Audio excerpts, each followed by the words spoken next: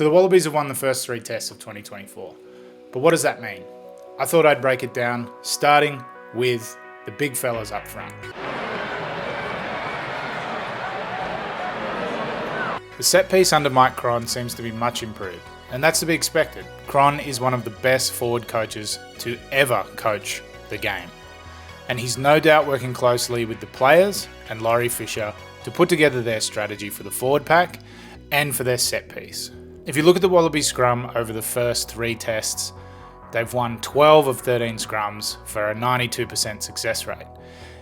If you go back a year, our scrum success rate was only 88%. Similarly, if you look at the lineout, we've won 36 of 39 lineouts, again for a 92% success rate. If we rewind the clock to 12 months earlier, the Wallabies enjoyed just an 85% lineout success rate. So you can see a marked improvement already. Focusing our attention on the front row for a second, the 1-2 punch of Alan Ala'atoa and Taniela Tupou in the tight head jerseys give us 2 world-class number 3s to rotate throughout the Rugby Championship without overloading one or the other. The second row pairing of Solokai Loto and Williams gives us the right balance in the second row, with both being excellent at the lineout and at the scrum, which is a core responsibility for second rowers. With Williams focusing on securing breakdowns and defending, this frees up Solokai Loto to take more of the ball carrying duties. That's not to say we don't have other excellent second rowers, but I think this pairing could be the most deadly for us. What's even more pleasing is what we're doing to opponents. We've been able to keep our opponents to just 63% success at the scrum and 78% success in the lineout, suggesting that we're applying a lot of pressure and disrupting the opponent's set piece. Now, I appreciate Wales and Georgia are lower than us in the World Rugby rankings, but again, it shows an improvement on last year. Another interesting tidbit is that we were able to limit Wales to just 6 attacking scrums and Georgia to just 1 attacking scrum, which suggests that we are making less handling errors. And that is a nice segue to my next point.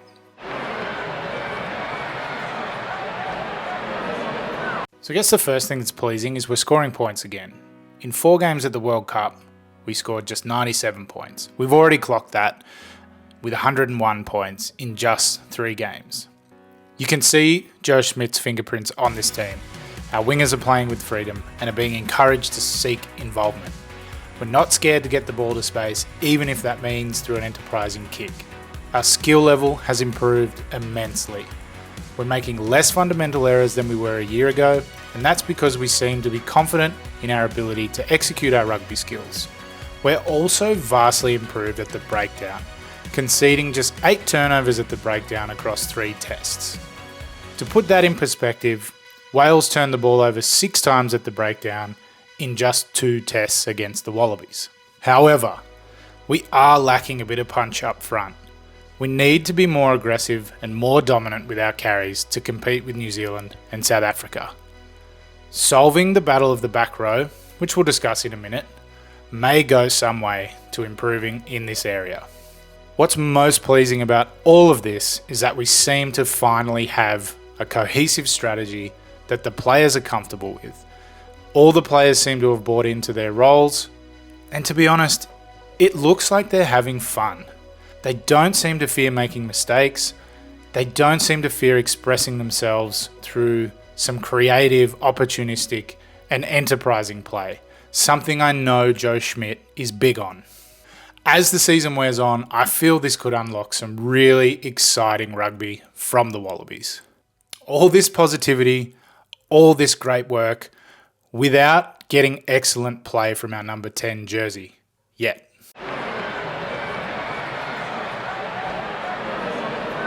So far, we've seen Lalesio, Donaldson and Liner all get minutes at fly half. And I think it's time that we pick one and stick with him at least for the rest of this season. Lalesio showed he was pretty nervous in the first test, which I think is fair. He was sensationally left out of Eddie Jones' squad, and instead of sulking, he sought an opportunity to play overseas to try and improve his game. But you have to remember, he hadn't played test footy in 18 months. And I thought he did a great job in calming himself and reining himself in, and as the series wore on, he got more and more comfortable. I thought he showed great improvement in the second test, and perhaps with some more time in the saddle could capture the form he showed with the Brumbies in Super Rugby. Donaldson got the start in the third test against Georgia, a team he dominated playing in the 15 jersey at last year's World Cup, racking up 25 points. I think it's safe to say he fumbled the opportunity to make the claim at the number 10 jersey. That's not to say he played poorly, but he certainly didn't look as comfortable in the Wallabies 10 jersey as he did in the Western Force jersey in Super Rugby. I think Donaldson has a role to play in this Wallabies side, but perhaps as more of a secondary playmaker, coming off the bench to cover fullback and fly half. Liner, in the limited minutes he played, has shown he is a sure hand at fly half. He's one of those players who always looks like he has time. A bit like one of his relatives, who I think was a pretty good footballer too. The other guy that I'm going to mention here, and I know he's already missed out on Wallabies selection, is James O'Connor. Yes, he's going to spend some time on the sidelines with an injury.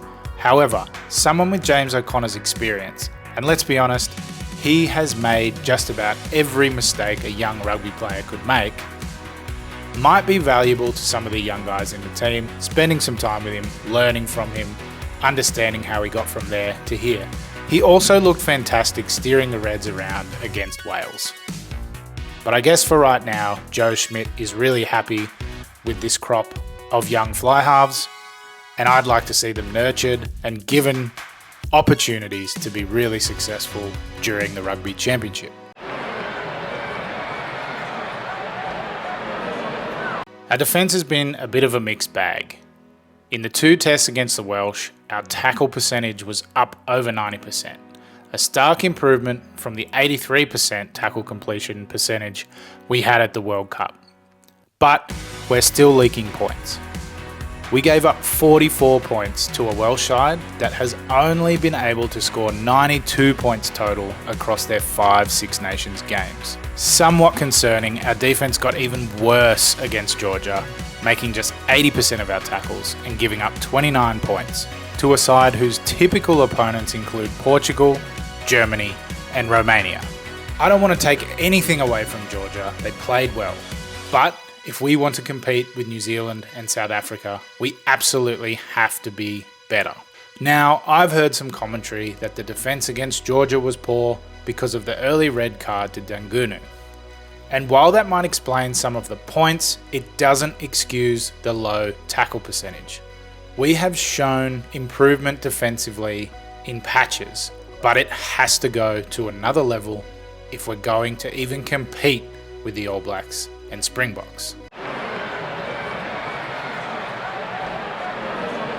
Like many, I was scratching my head a little when Joe Schmidt named Liam Wright captain of the Wallabies. But the more I thought about it, the more it made sense.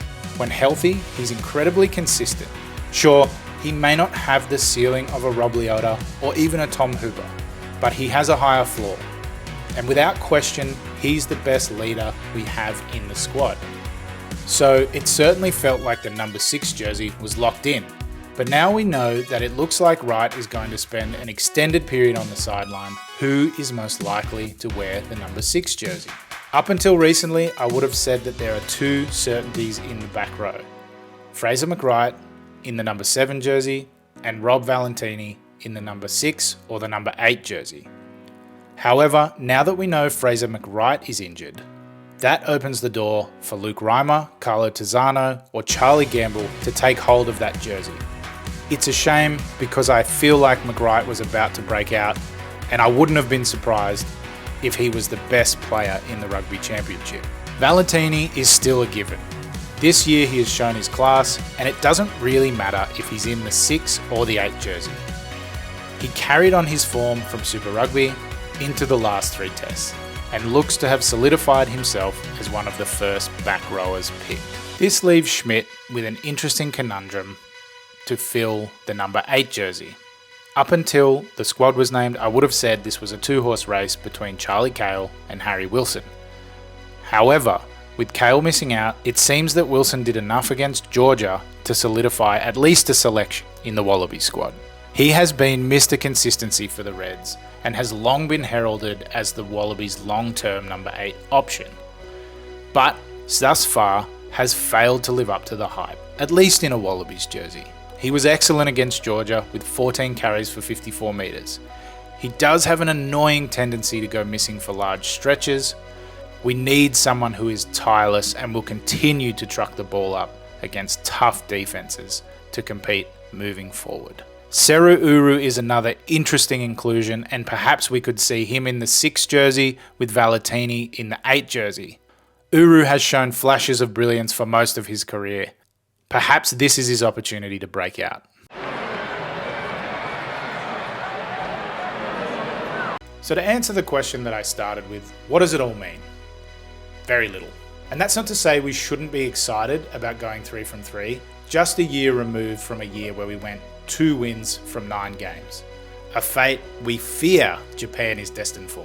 We have to remember that the Welsh were the whipping boys of the Six Nations, and Georgia typically don't get to play against many Tier 1 countries. If we can build upon what we showed in the first 3 tests, expand our attack, continue to show improvement at set piece, shore up our defence, then we are a legitimate chance at knocking off either New Zealand or South Africa in the Rugby Championship. Having said all of that, I don't think we're ready to compete for a title just yet. This is going to be a slow burn, a long rebuild. We just have to be patient. Keen to know what you think. Let me know in the comments.